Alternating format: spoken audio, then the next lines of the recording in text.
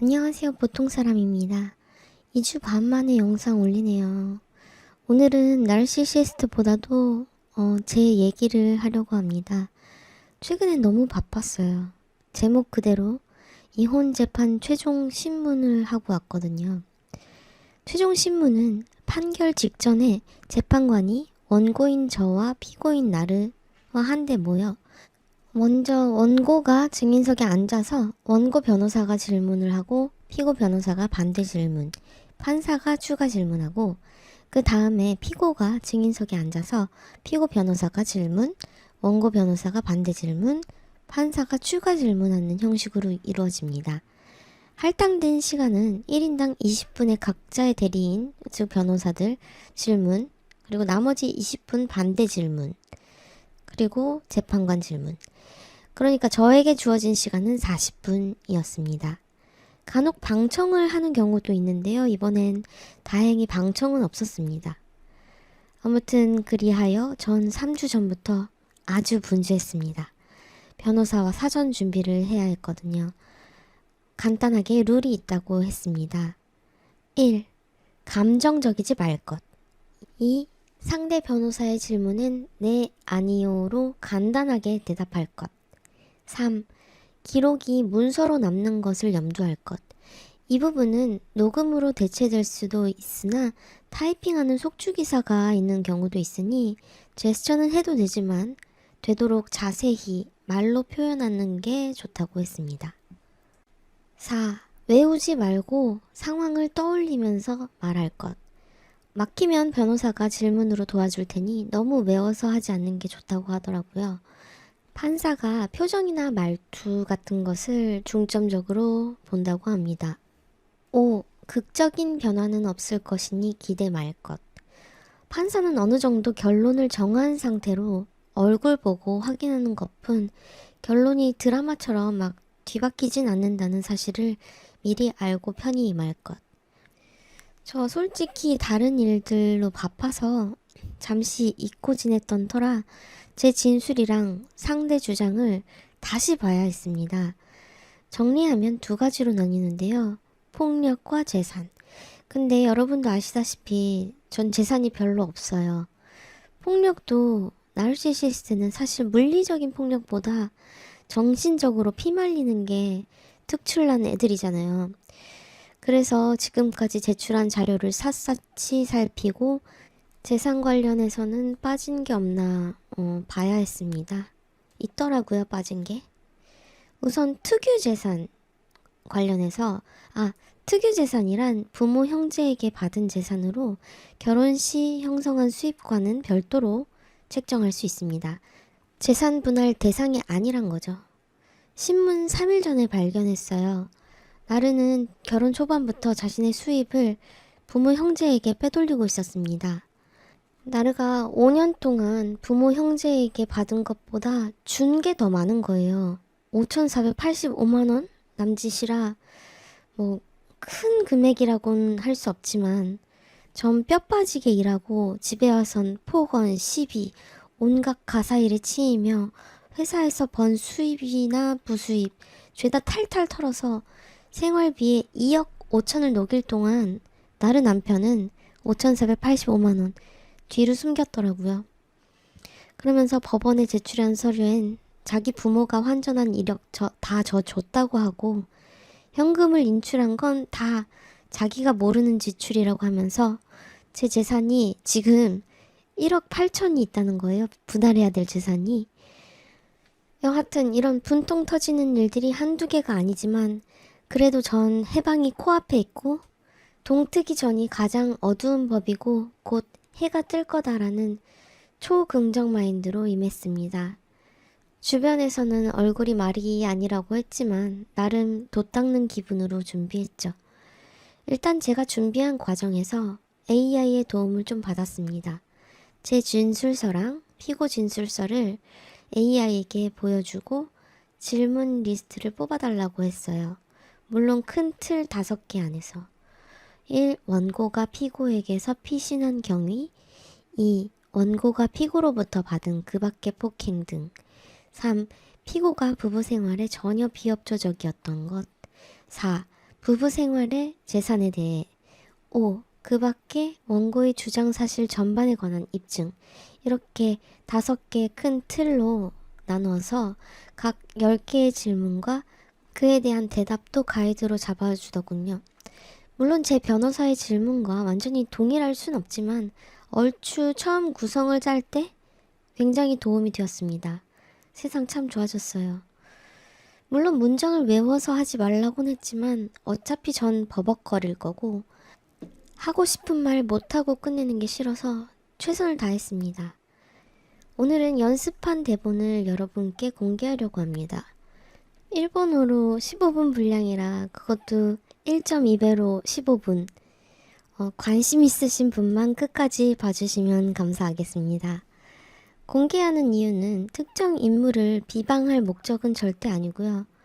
혹시나 나르시시스트와의 이혼 재판의 판결 전에 신문을 앞둔 분이 계신다면 참고하시면 좋을 것 같습니다. 다음 시간에는 흥미진진한 신문 당일에 무슨 일이 있었는지 말씀드릴게요. 2021年1月21日から簡単に何があったか説明できますか？はい、1月頭に彼に離婚の内容証明を送ってから彼に付きまとわれたり嫌がらせをされることがエスカレートしました。まるで証拠を集めていくかのようにそういう場面をわざと作って嫌がらせをする感じ。離婚中だしプライベートな空間を守ってくれっていう要求に対し彼はわざと私のいる空間に寄ってきて俺の居住空間でもあると付きまとうようになっていて、1月21日は夜中2時ぐらいに急に私の寝てる部屋に入ってきました。それで怖くなって引き戸のロックを購入しました。翌日は私がキッチンでプルコギを作っていたんですが、彼と接触を避けるためにちょっとだけリビングに行っていた隙に彼が料理に炭酸水を入れていたんです。泡だらけになっていたし、彼が炭酸水の蓋を閉めていたので動画を撮ったところ、何のことってとぼけていて、これ入れたじゃんって言ったら知らんぷりしてました。それで交番に行ったところ、生活安全課に移動して事情を話したら、今回は炭酸水だとしても今度は何を入れられるかわからないっていう話を聞いたんです。ちょっと不安になったものの一旦帰宅し引き戸のロックを設置しました。翌日1月23出かけて家に帰ったら引き戸のロックが全て外されていて、彼がドリルを閉まってるところを撮影 しだしたらまたとぼけました。こんな立て続けに嫌がらせをされてもう限界でしたが、犬もいるし離婚の準備もあるしお金もさほどなかったので我慢していたんですけど、翌日24が避難せざるを得なかった決定的な日でした。その日の夕方、私は1階のリビングで在宅勤務をしていて業務が終わる頃だったんですが、被告は昼間からお酒を飲んで風呂上がりとかだったんですかね。私のところに近づいてき、今日一緒に寝るとかニヤニヤしながら私の携帯電話を勝手に手に取りました。私はその携帯にいろんな証拠が入っていたり、特に弁護士との会話も全部その携帯に入っていたため絶対に奪われたくなかったです。それで立ち上がって私の携帯返してって言ったんですけど、彼は何のこととかとぼけながら片手に私の携帯、もう片手に自分の携帯で私がこう徐々に必死になっていく様を撮影してきました。その過程で1階では彼が強く私の体を突き放したりして私は強く壁に突きつけられる暴行を受けました。2階に上がってからは彼が私を階段から突き落とそうとしていて、後ろからすごい力で押している彼に対して私は螺旋階段のその丸い手すりの先っちょをお腹に当てて、今日は殺されるかもって本気で思いました。それで一旦私は自分の携帯を取り戻すのは諦めて、ノーパソと会社の携帯、そして彼のヘルメットを持って逃げました。歩いて1分ぐらいのその近くの病院の駐車場に隠れて会社の携帯から110番したわけです。結局ヘルメットなしでバイクを押していく彼を警察が止めて、私は警察に私の携帯を返してもらいたいって言って警察から私の携帯を取り戻すことができました。その後二人ともそれぞれ八王子警察署の生活安全課に移動しました。今までの事情を聞いた東原警察から、このままでは危ない。別々に暮らした方がいいんじゃない？など、いろんな助言を受けたりしました。一旦今日は彼を外で寝てもらうから、明日家に戻るように話しとくって言われて、私だけ家に戻って、電話で親を安心したり、犬の世話をしていたり、散らかっていたので掃除したりしていたんです。しかし、夜10時近くになって、急に鍵が回る音がして、チェーンが引っかかる音が聞こえました。被告が家に帰ってきて、静かにするから一緒に寝ようって、そのドアのチェーンが引っかかれてガチャガチャされたんですけど、めちゃくちゃ怖かったです。キッチン側にもドアがあると思って、そこに向かって走りながら戸締まりを確認した後に、すぐに再び先ほどの道原警察官に電話しました。したら、おかしいな、ネットカフェの前に降ろしたけどな、結構距離あるけどね、警察官すぐ送るからって話を聞いて、ほんと2分も経たないうちに警察の方々が来てくれて、彼を再び交番に連れて行きました。もうその時は翌日、荷造りして避難しようと決意していました。この日は極度に命の危険を感じていたので、一生忘れられません。とにかく内容証明を送ってからの彼の嫌がらせが、もう日に日にエスカレートして、2022年の1月は精神的にも肉体的にも限界でした。暴力を受けて警察に通報したことは1月の携帯の件以外他ありますか？はい、特に4年前の9月末、キャンプ場では被告に顔を殴られるなど暴行を受け、車で逃げて警察に通報しました。そこであったことに関していくつかの質問に答えてください。あなたはそこでどのような暴力を受けたのですか？彼がひどく怒り出して私に相撲選手みたいに突撃してきたり、私のほっぺたを3回ほどビンタしたり、携帯を叩き落とした私に対してさらなる暴行を加えました。暴力で仕返ししましたか？いえ、抵抗しただけです。彼が突撃して倒れて、タープの足が折れるぐらいのパワーだったので、その過程でパンツを引っ張られて脱がされて、靴もどっかに飛んでいったぐらいです。メガネを壊したのは原告ですか？いいえ、おそらく彼が突撃した時に壊れたのか、彼が怒るとよく手で潰すんですけど、確実に私ではありません。彼が、この人がメガネ壊してとか言ってたのは、自分でカメラを回して、YouTuber、ストリーマーみたいに嘘を述べていたんですけど、その中継風のニュアンスは、被告の提出資料には伝わっていなかったと思います。警察に暴行を受けてないと答えた理由は何ですか？彼がもしどっかに監禁されることとなれば、私たち外国籍だし、追放されるかもしれないとか、ワンちゃんのことも、片付けのことも心配だったし、一応、そう答えるのが、家族を守ることだと思いました。持つ銃の誓約書はどのような経緯で書きましたか？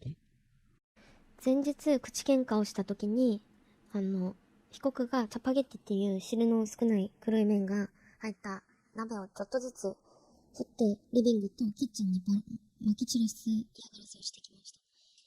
私は彼の行動をやめさせようとして、彼の服を後ろから引っ張って阻止したんですけど、このことでもう本当に離婚したいと思って、親に動画を送ったりして相談しました。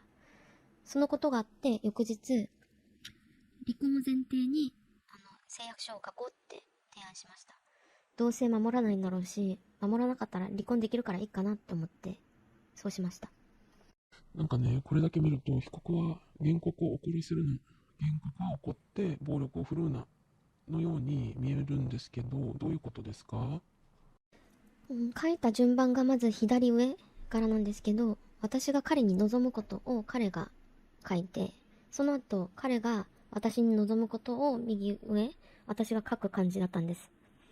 内容に関しては最初に私が彼にお願いしたのは共感してだったのに、その後彼の要求事項を見て、おかしいなと思ったわけなんですけど、とりあえず言われるまんま書きました。私がなんか彼の暴力暴言に対して抵抗すると、止めるのも暴力って言われたので、とりあえず私の主目的はそこではなくて、何を書かれようが離婚がしたかったのが大前提にありました。また前日、彼の行動でお母さんがショックを受けていましたので、安心させるために作成したわけです。これはまるであんたの方が暴力的に見える書き方ねって言われてたんですけど、破ったら離婚できるからって返しました。とりあえず書面にしておきたかっただけです。家事は誰が主にやっていましたか？9割以上はほぼ私は全てやっていたと思います。彼は家事といえば布団をピンって貼ること、まめにやってくれたのはそれだけですね。生活にかかる費用は原告と被告、誰がどれぐらい負担したんですか？彼は韓国のゲームユーザーを対象にアイテム販売した、韓国のウォンを5年間100万円相当は韓国の私の口座に振り込んでくれて、10万円は日本で手渡してもらいました。5年間家計に寄与してくれたのはそれだけです。110万円相当。一方私は5年間単独で2307万円入れていましたので、彼の23倍ぐらい負担しましたね。被告の韓国での収入について分かっていましたか？いいえ、口座は見せてもらえてなかったので知らなかったです。今回履歴をちゃんと見たら、家族にもらったお金よりも家族に送ったお金の方が多くて、その差額が5500万ウォンで、私は彼がこっそりそういうことをやっていたとはみじんも思いませんでした。この事実を知った数日前はかなり虚しい気持ちになりました。私は稼いだお金ほぼ全て家計に入れてたし、両親からもらってはいたものの返したことはないので、最初からそうするつもりだったのかと、日付から見るとそれが丸見えでしたので、かなり悲しく思っています。先ほど単独で2307万っていうのはどういう意味ですか？一緒に出した金額以外のお金を単独って言いました。要は私が単独で家計に入れたのは2307万円。彼は110万円でした。原告の家事や家計の負担について、話し合ったことはありますか？